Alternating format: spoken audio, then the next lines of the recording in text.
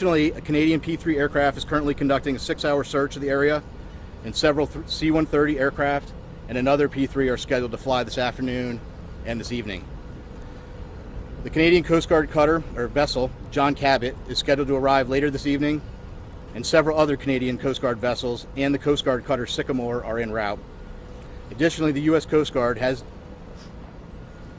the U.S. Navy's SUPSAL, Supervisor of Salvage and Diving Command, is working with U.S. Transportation Command to bring additional assets to the search area.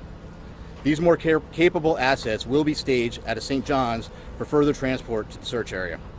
There are also several private vessels, research vessels with ROV capabilities that are making preparations to join the efforts. So I want to reiterate, this is a very complex search, and the Unified team is working around the clock to bring all available assets and expertise to bear as quickly as possible in an effort to solve this very complex problem. We'll continue to provide updates as they become available. And again, our thoughts and prayers are with the crew and the families and their loved ones. We will provide unwavering effort as we continue the search, and I think at this time we'll open it up and take a few questions. How an ROV works,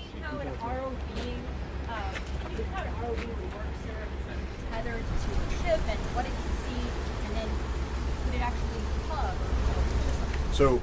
So each of the ROVs, so that's kind of a vague question, right? The ROVs have different capability. It's our understanding the current ROV that is deployed at the site now has some limited capability. It has a camera on board, but again, each of those is different, and we'll be gathering more information as that operation goes on through the day. Captain, it's Tom Costello with NBC News. If your submersibles can find this sub, is there any way to retrieve it and save the people on board? Yeah, so right now all of our efforts are focused on finding the sub. What I will tell you is we have a group of our nation's best experts in the Unified Command, and if we get to that point, those experts will be looking at what the next course of action is. Captain, how many hours of oxygen are left that you know of, or that you can estimate right now on the submersible? And does it have to be approved or regulated? Sure. So first of all, it's an estimate, right? Because we know from the data we were using as a starting point was 96 hours. We know at this point we're approximately about 41 hours. 41 hours left. Yes. And does it have to be approved or regulated, this submersible? Does it go through anything that you know of? Yeah, I'm not sure of the exact technical piece of that. We know there's about 40 hours of breathable air left based on that initial report. Again, that was just the initial report based on 96 hours from when the vessel. Captain, even with that amount of time that's left, let's say 41 hours or so, if you were to find the submersible at this moment, would that give you enough time to save these 5 people on board?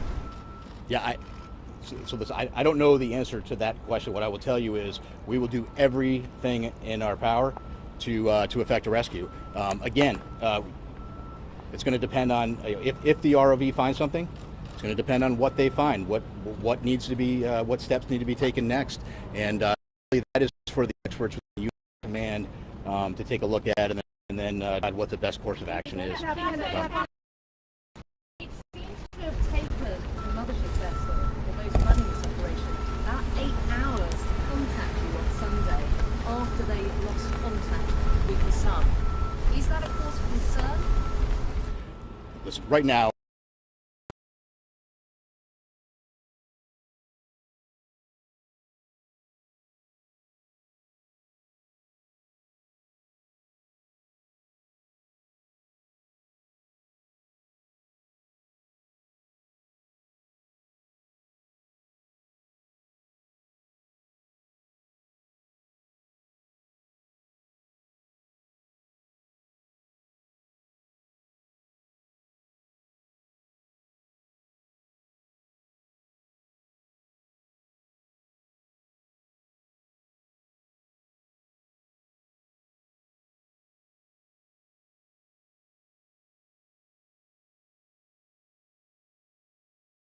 we're dealing with 2 pieces of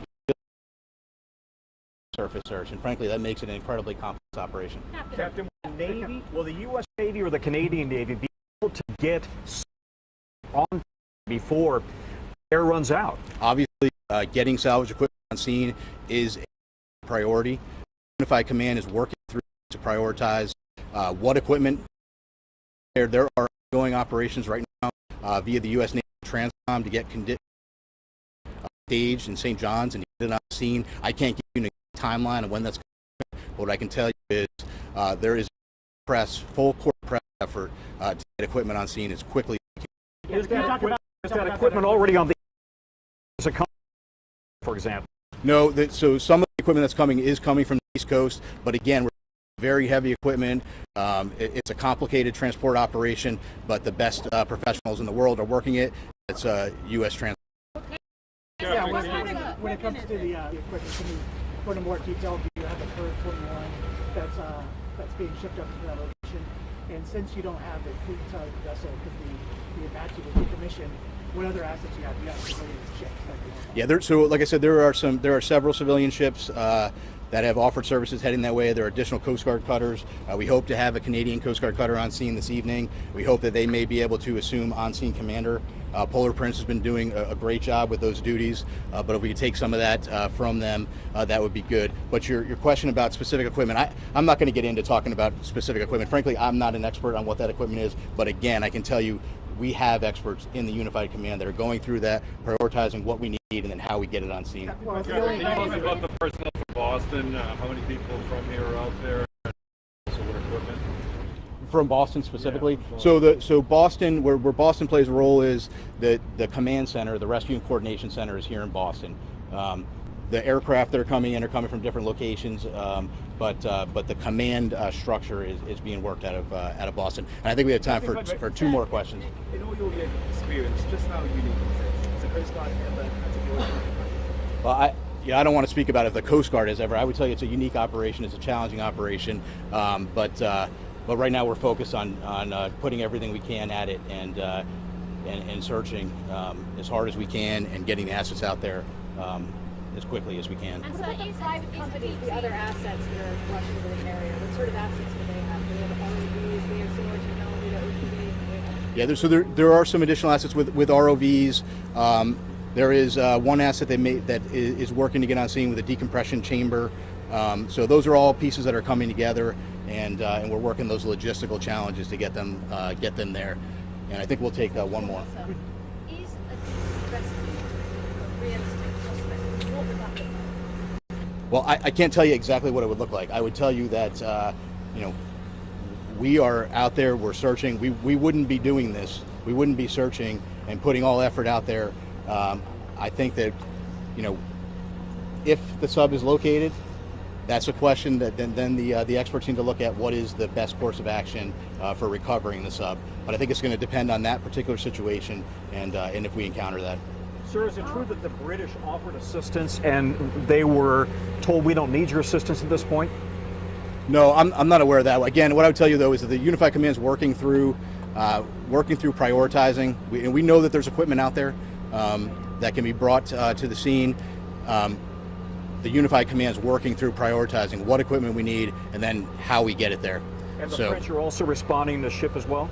Yes, that's my understanding, correct. And I think we're going to wrap it there. Yep, thank you. Thank you, Jeff. Thank you. I really appreciate you guys coming out today. Glue this portion of the brief on there. I can stay behind just to take some additional stuff that maybe wasn't answered. We can try to get some information back to you kind of a bit later. Can you clarify the question about the metadata here for base in Boston? Yeah. So are they not out there? Are they just working here? Right. So the center they're talking about specifically that's based in Boston. So the personnel that are working in the command and control environment, as far as building a lot of the search and rescue plans, sending out the information, coordinating those pieces, are here. The people affecting the mission, so the pilots, the air crews, all of the ships, those are based out of different areas. So our pilots, air crews are out of Elizabeth City, North Carolina.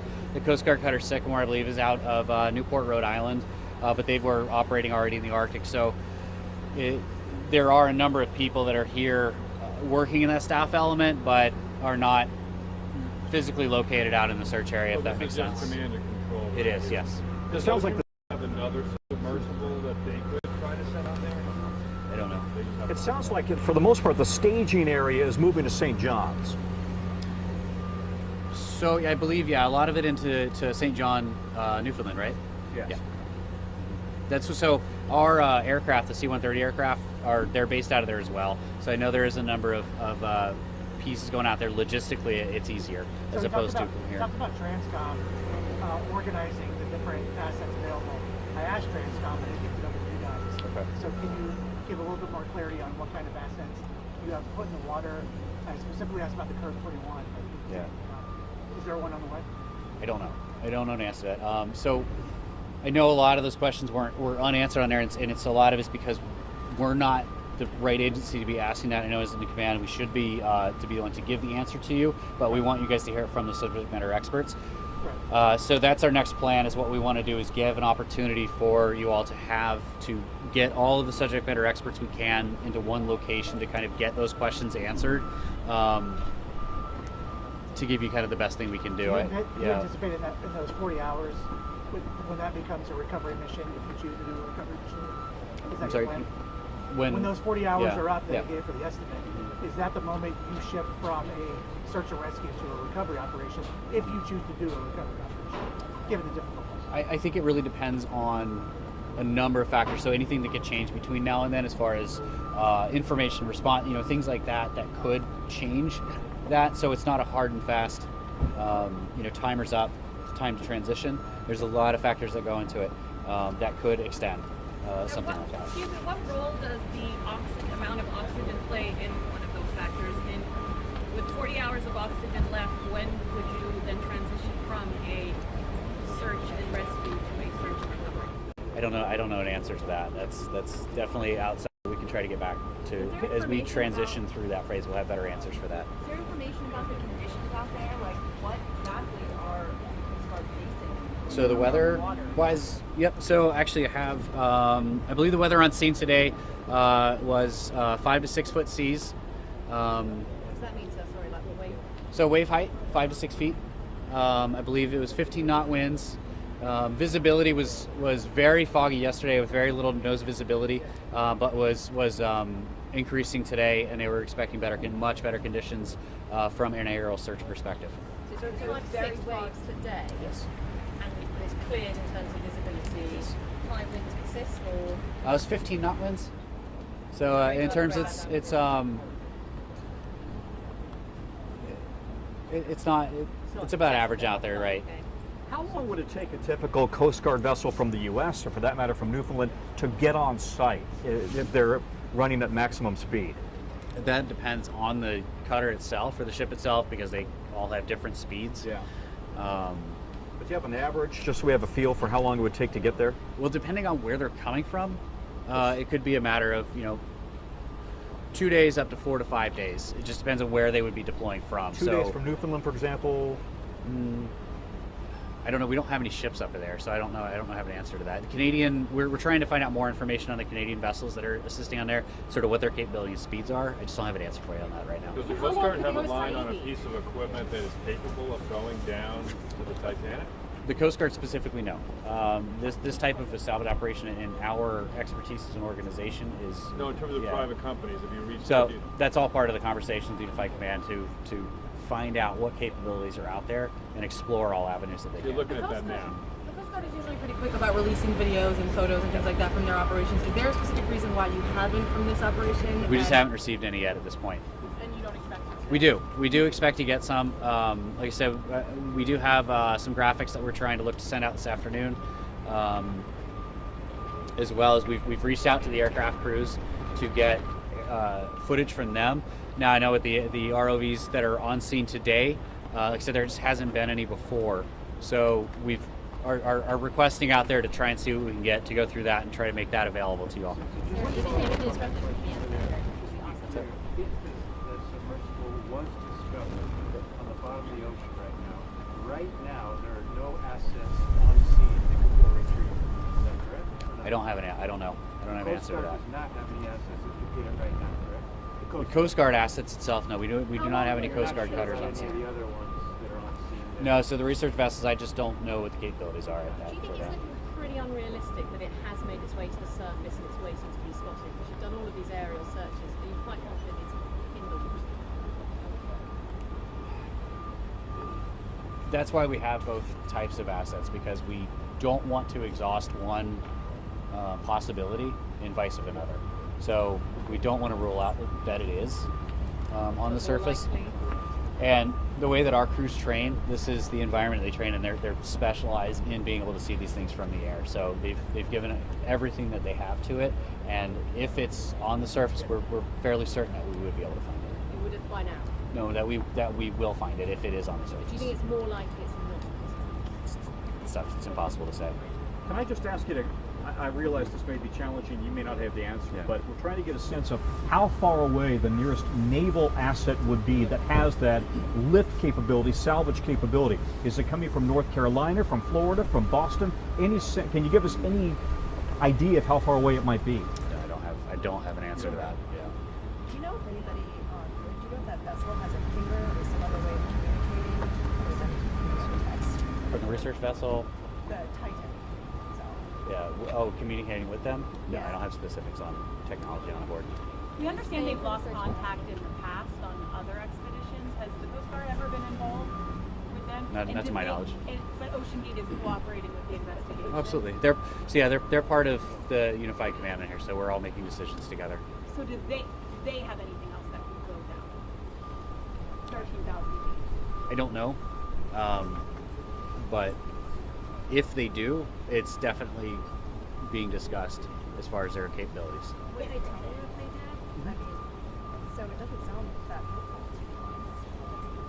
I don't understand. Like, it sounds like the nearest vessel that it's not clear how long it would take to get a vessel there. And that's the biggest part of the challenge of all of this, is trying to understand how the capabilities are working together, how they would do it, the technical aspect of that.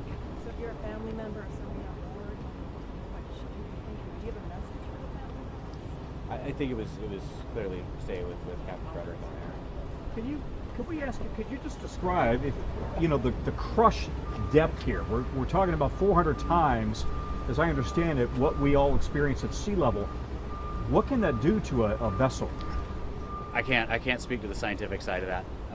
Again, this is just more or less trying to get some background information for you guys on there. I don't have any of that information on that. Can you tell us about what the circumstances were? Submersible doesn't necessarily, it goes in for a dive and bobs right back up. It's not supposed to be there for that long. Is there? And that would be a great question that we could try to get answered for you with that subject matter expert discussion that we talked about to get an opportunity for you guys to ask that question, because it'd be much more important and realistic for somebody within that community part of the command that would be able to answer that question a lot clearer than anything I would be able to. So, and when might you provide your next update? So we do have a press.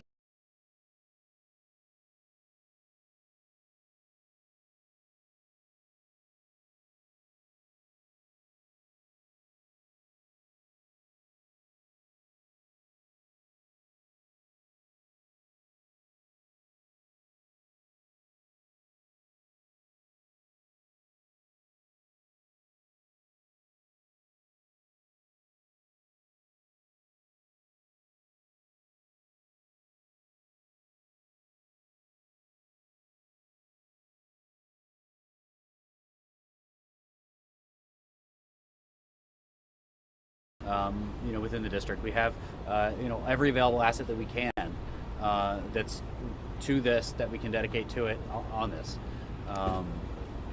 That's are spending so much time and energy trying to coordinate really this enormous response effort to truly understand the scale of how far away this truly is, and in the context of the types of assets that we can get out there over something that's that enormous, something larger than the state of Connecticut, into perspective of what is available to be able to search in those kind of conditions so far offshore. Understand what 900 miles looks like is an enormous amount of distance. Can I just ask, I put to the person before, but is a deep sea rescue effort realistic, and what would that look like? I don't know what it would look like. Realistic, and that's all part of the conversation the Unified Command. They're looking at doing everything that they can to find out the options that are available. Thanks, sir. And family members have indicated the 5 people on board, but is there an official manifest or log saying exactly who was on that vessel? There is. Will that on be there. released publicly? So not until all the NIST notifications have been completed, through that process can we release names in that way. I know that some have gotten out, but they have not been through us. Okay. But, yeah, thank you. I really Thank appreciate you your very time much today. for your Thank you. time. And we'll send out an update when the next advisory or advisory will be out for you guys. Are there any briefings happening up at St. John's? Not that I'm aware of. Nothing that we are setting up. Okay. Now, I don't know if they are up there independently. I'm hoping that they would at least reach out to us to let us know so we could help kind of amplify that. But no. If the Canadians take the on-site out on the water, would then command move to St. John, or would it remain here? The ICC. No, I think more or less what he's talking about with the ship being out there is they can actually control the assets that are physically on site as far as where they're going, less that the operation itself is in command. So come up with all of those plans, come up with all of the search and rescue operations side. That will likely always stay here. When we say like an on-scene commander, the one that's on scene physically that can communicate with everyone to make sure that we're deconflicting airspace, that we're covering the right areas, and we're searching the right spots. Every day, I'm guessing, right? We do. This one's just especially challenging because of its added addition of distance, of time, and all those other elements with it.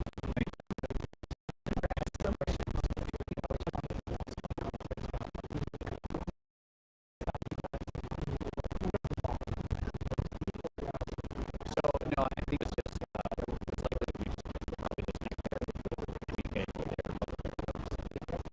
That's the really challenging part about it right now is normally response operation. Everybody's already A lot of overlap. and there isn't. This is it for us here. Everybody else is either in Canada, so we're just having this is a challenge.